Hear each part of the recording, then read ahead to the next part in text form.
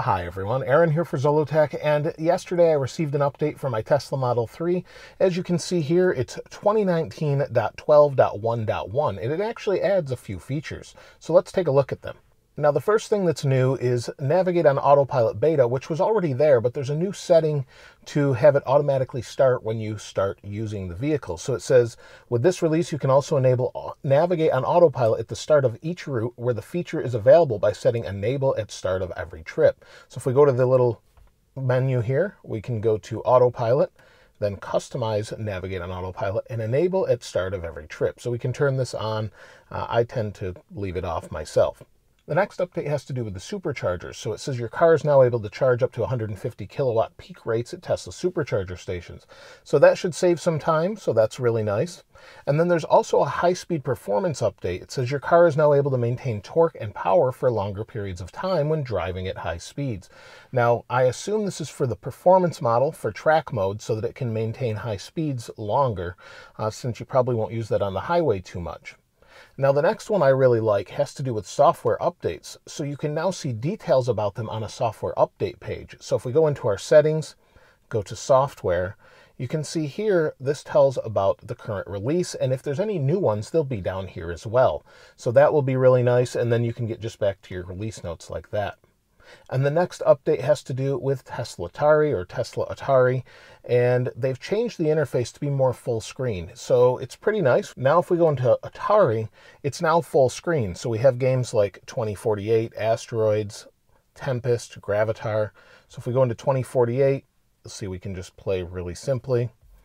It's nice and fast to play. If you want to play games on your Tesla, you can do that. So it's pretty nice and works really well.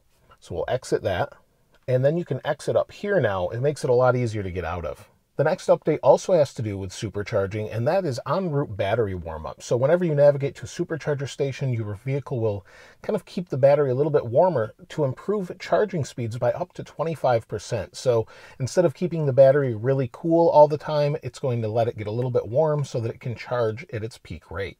You'll see there's also additional language support, so we can go into our settings again, and then if we go to display, scroll down, navigation language or language. So if we tap on language, we've got all of these different languages here: Spanish, French, French-Canadian, Italian, Netherlands, kind of went away there quick, Korean, Japanese, simplified Chinese, and traditional Chinese Hong Kong. So Taiwanese or Hong Kong. And then if we go to navigation language, we have Spanish and French Canadian. So we have a bunch of different language options now as well. Now there's been some updates to the web browser. It was really slow before. So if we go to the web browser, see we're at Tesla, it's loading okay. I have pretty good signal as far as LTE is concerned, but it works okay. If I want to go to another website, say my own website here, we'll hit enter. And it may take a moment, but it loads faster than it used to.